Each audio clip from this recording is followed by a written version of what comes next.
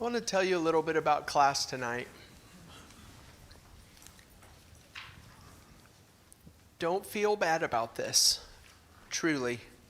I will tell you what I'm expecting right now. I'm expecting to ask this question and for only one person to raise their hand. So don't feel bad about this. But I would like to know, I sent out several weeks ago, I sent out chapters 3 and 4 of a book, by this book. Chapters 3 and 4 of that book. And I said it's really useful for understanding grace. Except for Ryan Awad, did anybody read that? Those chapters? Eric? The Awad men. Yeah. I'm glad to see that. Because I just assumed that nobody would read it. So that's what we're going to do for class tonight. It's not like one of those things that I throw out, and if it's something that I really feel like this will change your life, then I'll let you know. Except for this chapter, I guess it was chapter 3 is the first part of this book. Really helped me to see some things about grace and to understand some things about grace that I did not. It helped to put some of the pieces of the puzzle together for me. And I'm trying to make an excuse for what's going to happen tonight. I am only planning to read one Bible verse tonight, and it's incidental to what we're doing. I tried to give it some thought. I've never come to a Bible study without the Bible. I have my Bible. And if you have Bible references, then I'd like for you to say them. And I would like for you to also know that I don't do something like this lightly. It's not like I didn't give it any consideration. It really troubled me to say, hey, we're not doing Bible study. But I think what tonight does is it helps us to understand next Wednesday. We're going to take the framework that we build tonight, and at the very end of this class, I think we're going to list 5 or 6 different things. And then next week what we're going to do is we're going to say, look, this is where you see them in the Bible. But I want to build the framework first. And I'll even tell you this to explain myself. Ryan gave me some feedback, and he said the exact same thing that I said about it. It helps you to see something differently. It helps me and it helped him to see something differently. So I am hoping that it will help you to see something differently. And on our Monday Panera time, whenever we talked, Nick Weaver said, and he spoke for other people, he said, there was a bunch of us talking and we didn't understand this thing that you said. And I think this will answer that. So that's what we're doing tonight. We're going to go through and we're going to talk about this. This is the main. I'll send the article out again if you want it after this, but after tonight you won't need to read it unless you want to. I want to tell you this though. This is the main thrust. Oh, one more thing.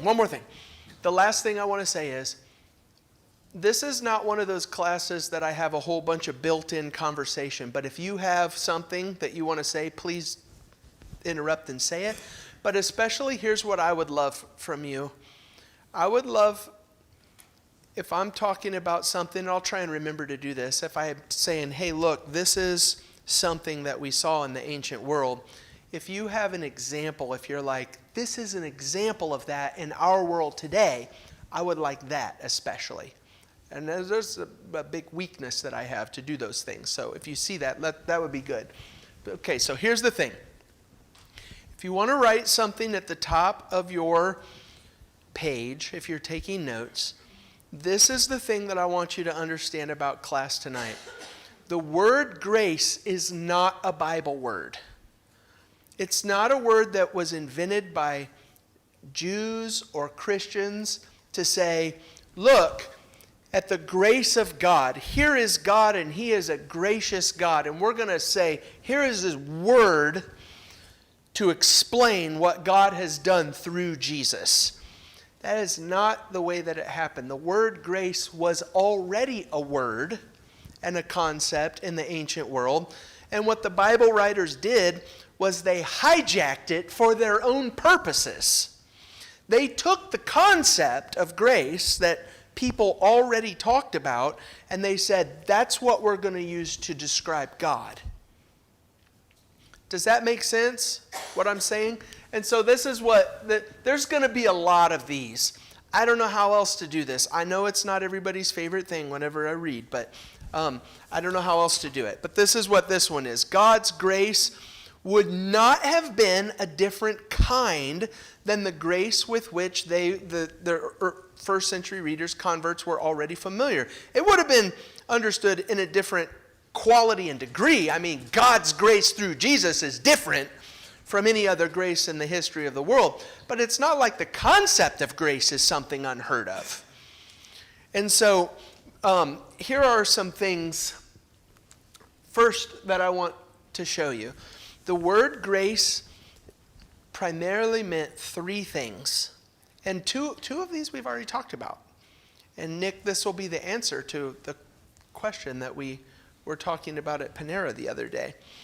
The first use of the word grace is the thing that we would say, like grace, that God is a gracious God. Look at the grace that God has bestowed on us through Jesus. It's the heart or the attitude.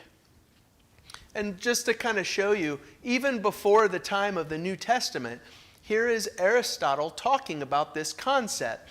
Grace may be defined as helpfulness towards someone in need, not in return for anything. It's a gift. I'm not giving it to you so that I get something back. It's a gift. Nor for the advantage of the helper himself. I don't get any great benefit out of this. But for that of the person who is helped. That's grace. And so here are some examples of grace and what grace looked like before the grace that we're talking about through Jesus. A wealthy landowner says to a poor farmer, you can't afford land to farm. I'm going to give you some land. That's grace. I'm giving this to you. It's an example of how that word is used. What we would call, I'd change the words of this, but it's what we would call a startup loan. If you need to start something up, if you don't have any money, that would be a form of grace.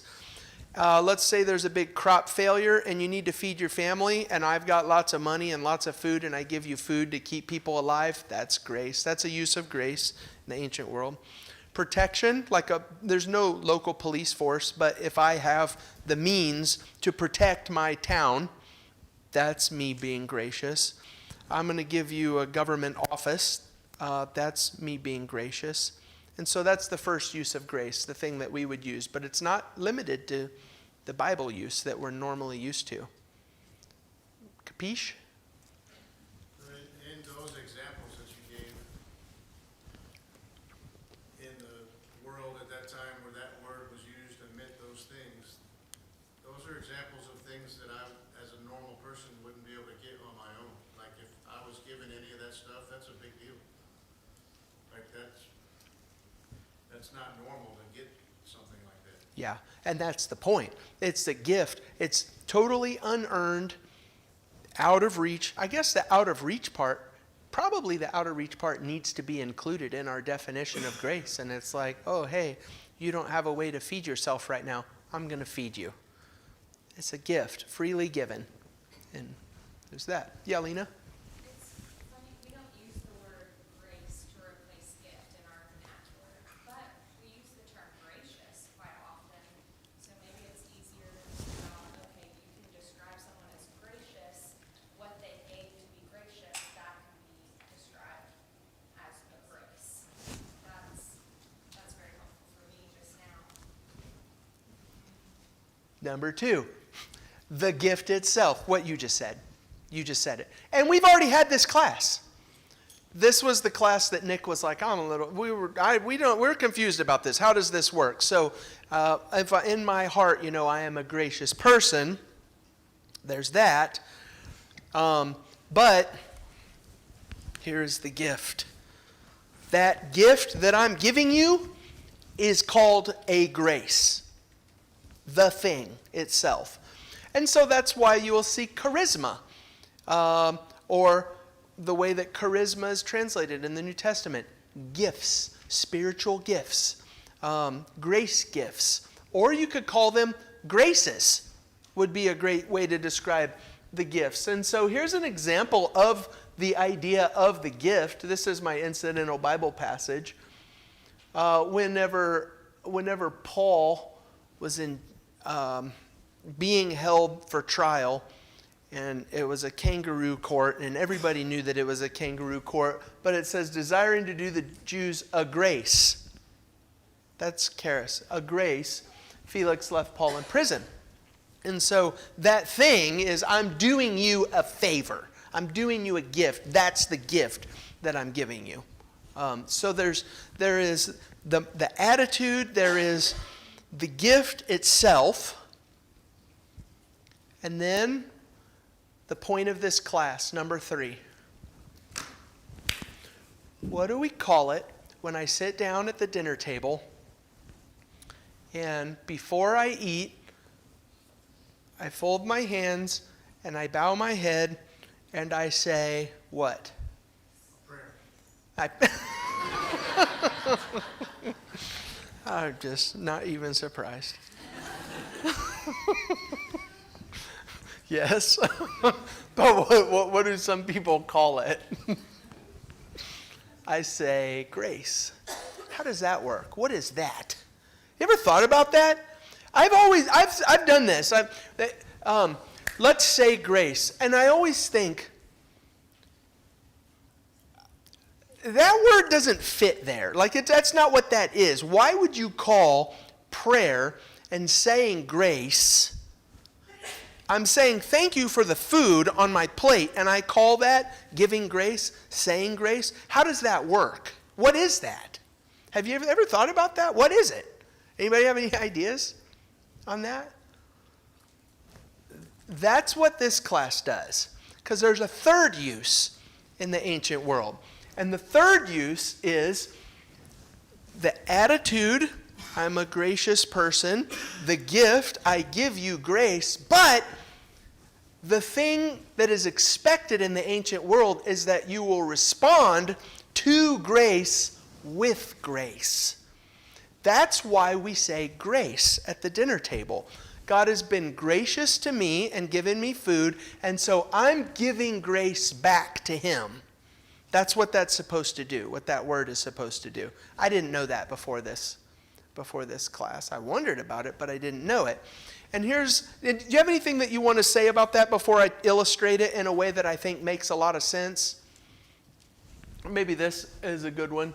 The fact that one and the same word, grace, the fact that one and the same word can be used to speak of a beneficent act and the response to it, the grace that's given and the response of grace that I give back because of it, that one word is the act and the response, suggests implicitly what many moralists from the Greek and Roman culture stated explicitly. Grace must be met with grace. Favor must always give birth to favor. Gift must always be met with gratitude or grace. Now, I can't stand myself. Everything that we're going to do, everything on the board tonight is not biblical. It's outside of the Bible. This is the ancient world. This is not Bible study. But I can't help but do it. When you read this, is it starting to spark anything in your head to explain? God has been gracious to us in many ways. And we're just at the very start of this study, and you start to see the use of that word and what's expected from me. God gave me grace, and so I'm supposed to give grace back. Does that kind of start to explain or to inform like how I'm supposed to live from here on out? Or what I'm supposed to do in response to the grace that God has given me. It's not that, we're going to see this over and over again. It is not that I am technically, formally obligated. But by the rules of society, you give me something, I give you something back. Or I repay the favor to the very best of my ability. Does that make some sense, what we're talking about here? Maybe it will a little bit better later. Nothing about the parable of the wicked, was it, not wicked tenant, the one whose debt is forgiven by the king, the huge debt's forgiven, and then he goes out and collects a minuscule debt. But you're right, it's not like whenever the king forgave his debt, that it was contractual that he then had to be forgiving to others. It was just expected. It would have been a cultural norm. I think what he's saying that if I have been forgiven a great debt, then I should do the same. Yeah. And because you didn't,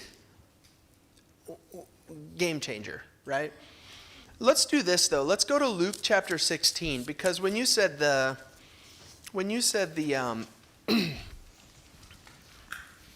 ungrateful, whatever you said, debtor, it made me think of this story.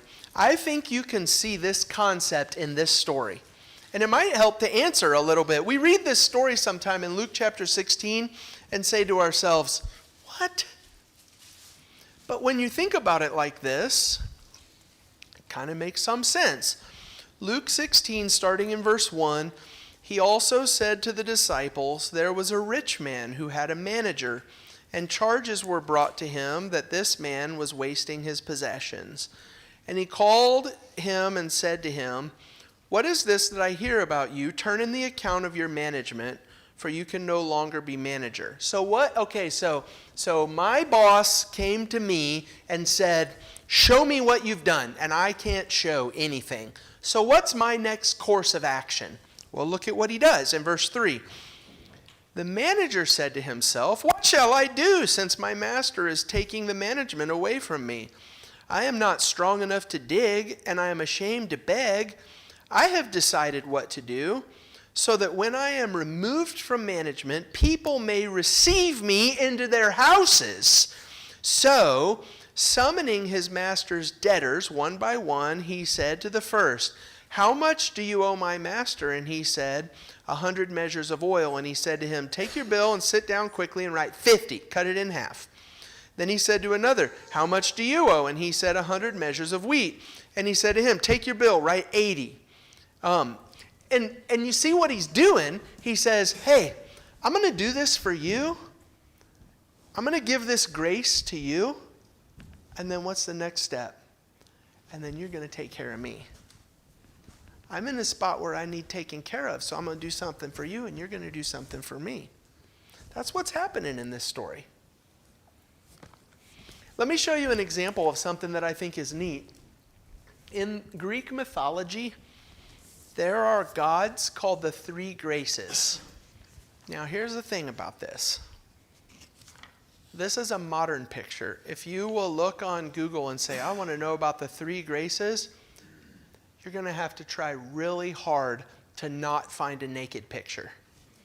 Statues or pictures or, as from the Renaissance period of time, everybody drew these things and they're all naked. So normally I'll say something like, read about this on Wikipedia, but this time I'm just going to throw it out there and say, make sure you know what's about to happen with the three graces. But here's what you get. In Greek mythology, the graces were three goddesses, charm, beauty, nature, human, creativity, goodwill, fertility. The charities, the graces, their role was to attend other gods, particularly during feasts and dances. The purpose appears to be based around fertility.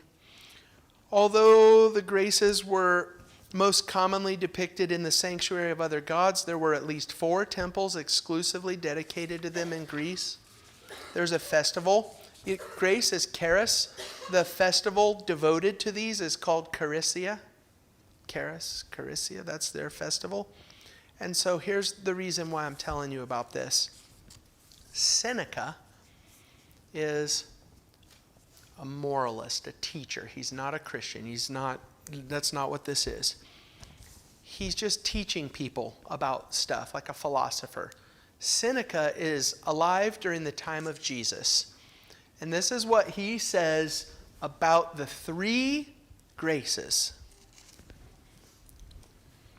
Some would have it appear that there is one for bestowing a gift, one for receiving the gift, and a third for giving that gift back.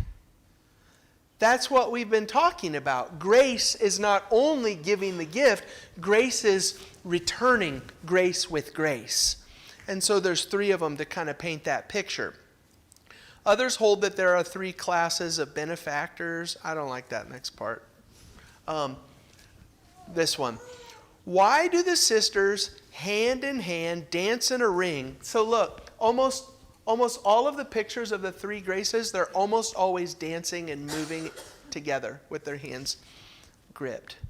Search the internet at your own risk on that. Why do the sisters hand in hand dance in a ring which returns upon itself? For the reason that a benefit passing in its course from hand to hand returns nevertheless to the giver. You got that? The dance, the circle, is like, you give me a gift, I make some return. You give me some grace, there is some grace coming back to you. That's why they're all three holding hands and dancing all the time. Listen to this part. The beauty of the whole is destroyed if the course is anywhere broken. And it has most beauty if it is continuous and maintains an uninterrupted succession. So I read that and I think, okay, you got to see what's coming in this next class. God has been gracious to us. When I refuse or neglect to behave in a gracious way or a responding way back to the grace that He's given to me, these are the words. The beauty of the whole is destroyed where the course has been broken. I've ruined the dance whenever I don't repay grace with grace. Maybe you're saving this for next class, but I think of Luke chapter 17, where Jesus cleansed the 10 lepers, and only one comes back and bows down and thanks Jesus for what He did for him. Yeah. Jesus says, we're not 10 cleansed, where are the 9? Was no one found to return and give praise to God except this foreigner? So He's saying, I gave you this awesome grace and healed you of your disease. You think the least you can do is come back and praise me for it? That's the thing about that story that makes us go, wait, what? You changed the course of these people's lives and they didn't even come back to say thank you? That's the concept that we're talking about. And I keep talking about this in terms of the ancient world. That concept is just as alive today, should be just as alive today as it was in the ancient world. One more thing from Seneca. Their faces are cheerful, as are ordinarily the faces of those who bestow or receive gifts. I like to give a gift. I like to receive a gift. I have a cheerful face. They are young because the memory of benefits ought not to grow old. You do something nice for me, I better not forget it. Ever. They are maidens because benefits are pure and holy and undefiled in the eyes of all. Their robes are transparent because benefits desire to be seen. Now that's something that's different. I'll hold off on that one. I won't talk about that yet. I've got just two more things and then I've got a question for you and the conversation for the rest of our class. Any comments about the three graces? Does it make sense? You know what? The three graces in that description really helped me to start to see the grace that God has given to me, but my response and what I'm supposed to do in response to Him because of that grace, it really helps me to visualize it when I imagine the three holding hands and dancing and spinning. Imagine grace like a spinning wheel that just keeps turning on itself over and over and over again. I think I'm going to ruin your class. You what? I think I'm going to ruin your class. I just am having a really hard time being able to understand that I would be gracious to God because He is deserving. And I understand grace is, you don't deserve it. And that's how I would explain it to anyone. So Yeah. I'm just struggling to be able to see how it's grace when it's from us to God. When it's returned back to God? Like, Well, He deserves it. so the first thing is to remember this is not something that the Bible writers are inventing. There are words and concepts that exist in the world already. We're just trying to understand that right now, which might be one of the problems is like, how does this work? Well, we have to put on our 2,000 years ago on the other side of the planet glasses, because that's what the Bible was written to. That's part. But then the question that I'm going to ask you in just a second is, what could I possibly give back to God? Okay, that's fine with me. Yeah. What? Look at what He's given to me. Part of Mark's definition is he can't. There's nothing he can do. He can't feed himself. And so I'm going to do this thing to keep him alive and his family alive. What can he possibly do for me? What there are expectations. And I bet that we can start to think of some things that he can do back for me. Even though it's not grace for grace in terms of scale, but there is something. So look at this. Look at this next one. This might help too, Morgan. I'm glad that you said it. It doesn't ruin anything. This is what I want to do. From this, is that my quote? From this and many other ancient witnesses, we learn that there is no such thing as an isolated act of grace. That's what I'm saying. I read this article and I was like, what? Like, I've never had these thoughts before. No such thing as an isolated act of grace. An act of favor and its manifestation, the gift, an act of grace and the grace given, initiate a circle dance in which the recipients of favor and gifts must return the favor. That is, give again to the giver, both in terms of a generous disposition and in terms of some gift, whether material or otherwise. Listen to this last part. To fail to return favor for favor is, in effect, to break off, dance, and destroy the beauty of the gracious act. If I just receive it and don't do anything to reciprocate at all, the circle is broken and the grace is ugly now. If it just stops and that's it.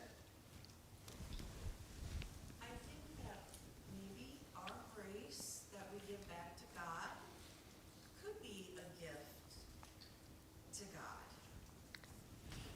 It would, like a parent, when you do something for your children and then they are gracious and they say, thank you, I love you, how that makes you feel. And I think that maybe God would feel that same way when He hears us giving grace back to Him. Yeah. Not that he needs it or.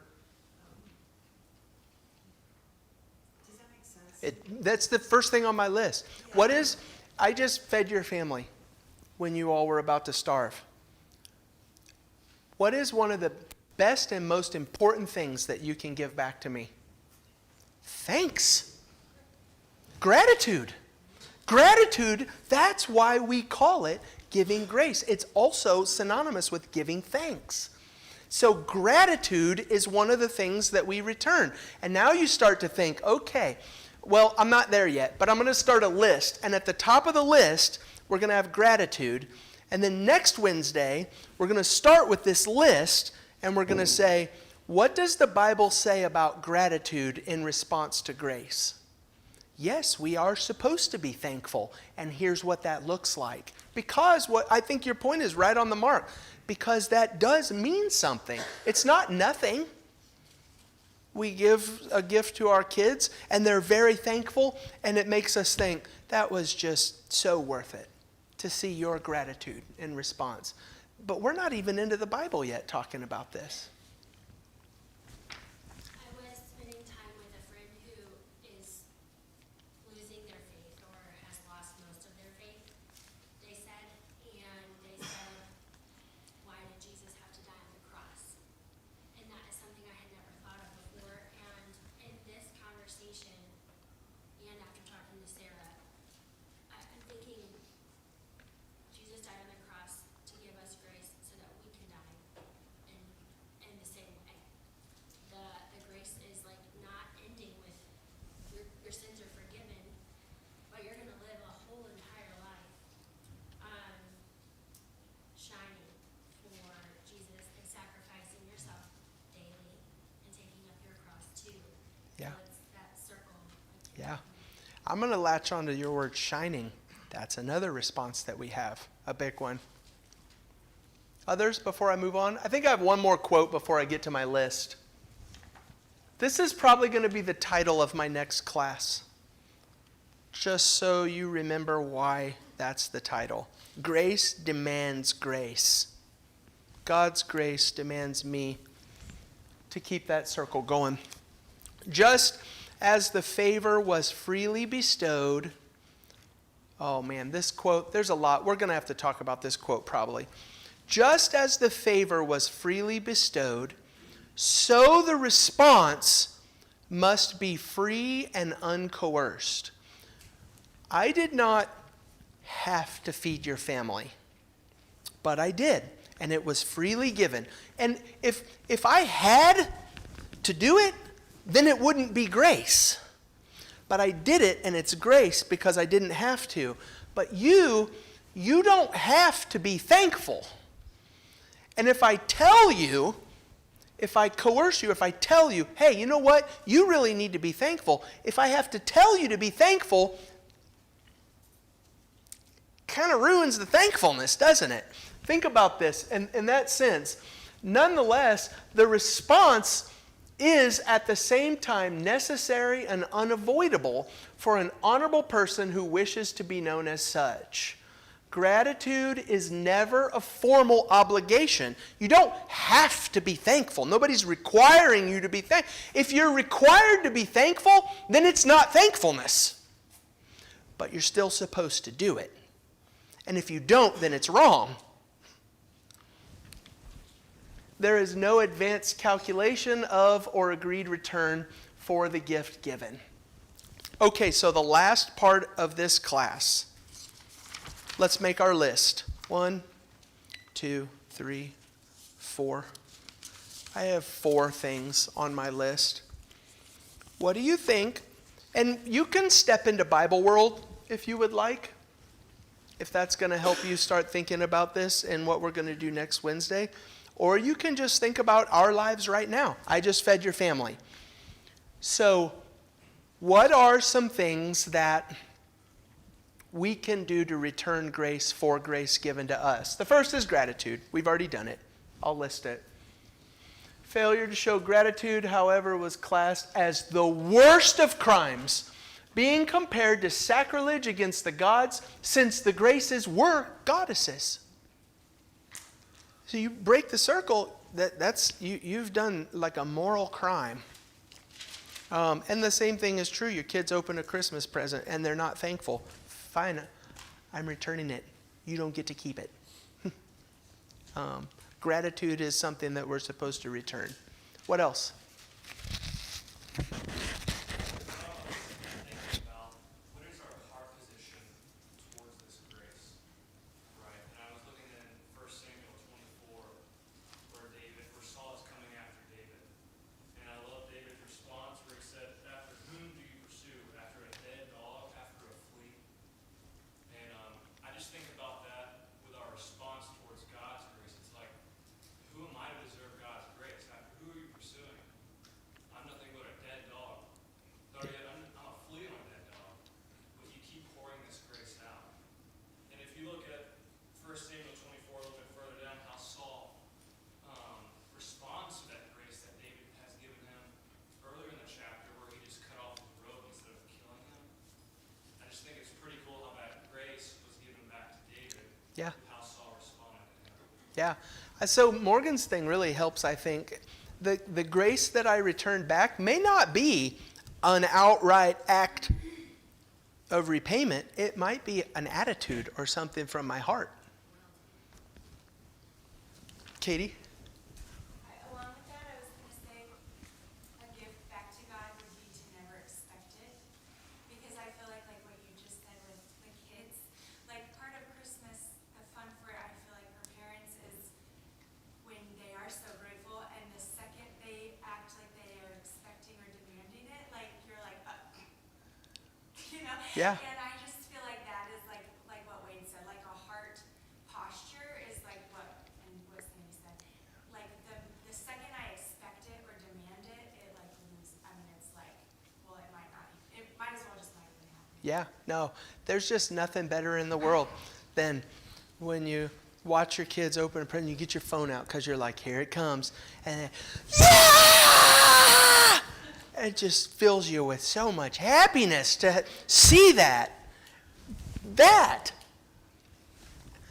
How about this one? This is yours, Morgan. You said, how can we help but to shine God's light? The next thing, remember, this is not biblical. I need to find a different way to say that.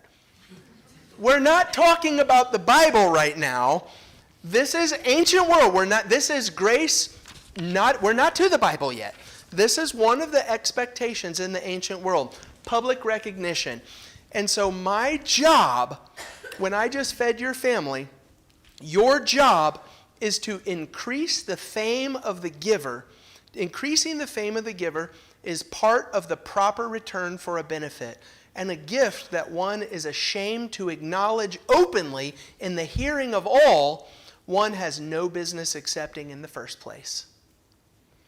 There actually are social norms and rules to where people are expected. If my benefactor is coming into town, I am expected to go stand at the gate and say, there he is! That guy is awesome!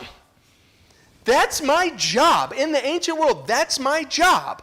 That's what is socially expected from me, to increase the fame and to publicly recognize that's me returning the grace that has been given. And that one might seem a little bit wonky to me, because here's what I would think about this. There's a lot of people in this room who have done a lot of really, really nice things for me and for my family. And if I started itemizing it right now and saying, look at this, you would be very mad at me if I did that. You don't want that public recognition. But that's not the world that this is being written in. Public recognition and increasing the fame of the giver is a social expectation. And so you start to think about, I wonder where we're going to see that in the Bible. I wonder how that works with Christianity and the grace that God has given to me. How can I increase his fame and publicly recognize him for that? That's kind of what evangelism is. Maybe we'll talk about this later, but is that part of the reason why the Messianic secret exists? Because when Christ was healing all these people, it was their sort of societal expectation to go and literally tell everyone, but he wanted to, sort of control that a little bit at first, and so he's telling them not to explicitly do what their society tells them to do. Yeah, because the way that it ends in Mark's gospel anyway is once that secret gets out, he gets killed. He's not ready for that to happen yet. But yes, I have to tell you not to do that. I mean, I just changed your life. I'm going to stand on the rooftops and tell the world. Number 3, services performed. I just fed your family, and there's nothing that you can do to repay me for that gift. But I bet you can change my horse's horseshoes. Or what is the thing that you can do?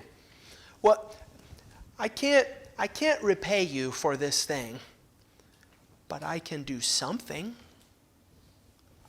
Something, Luke and then Ryan. This all reminds me of Ecclesiastes 11, 1 and 2. Cast your bread on the surface of the waters, for you will find it after many days. Divide your portion to 7, or even to 8, for you do not know what misfortune may occur on the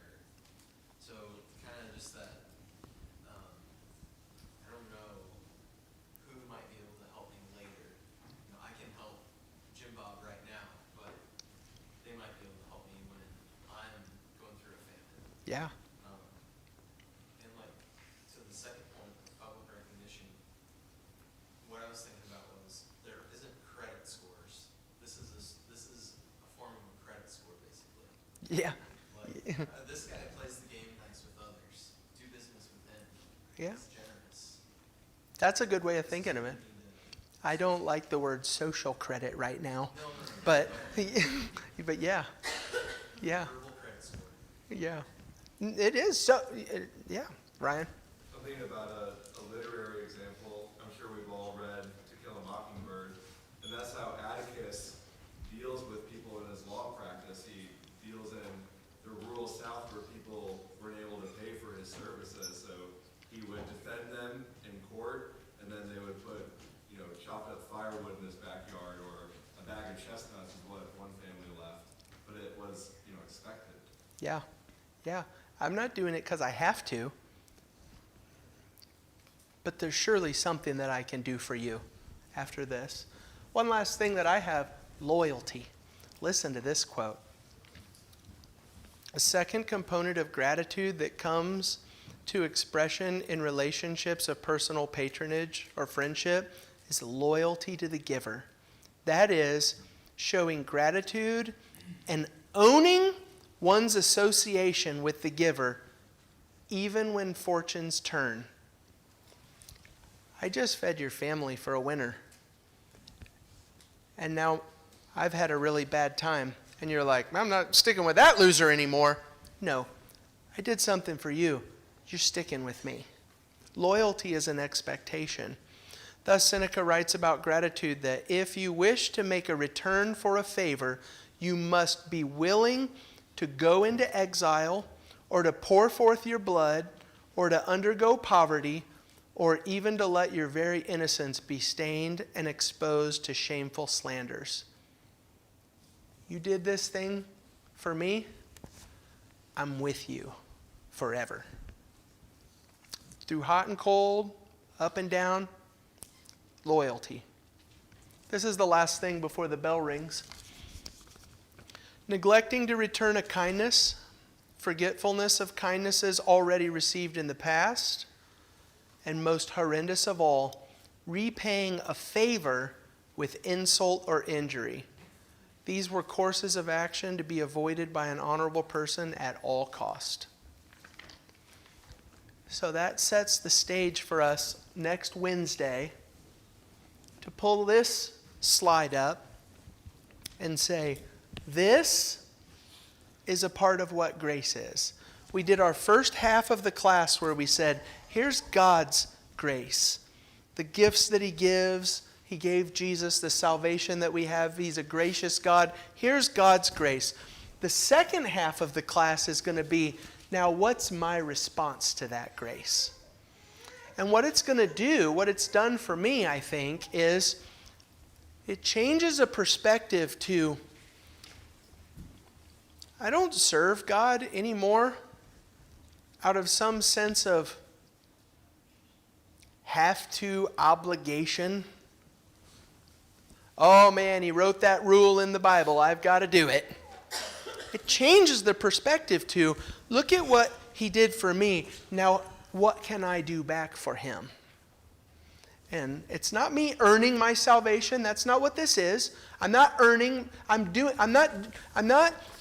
not saved because I did these things. I'm doing these things because I'm saved.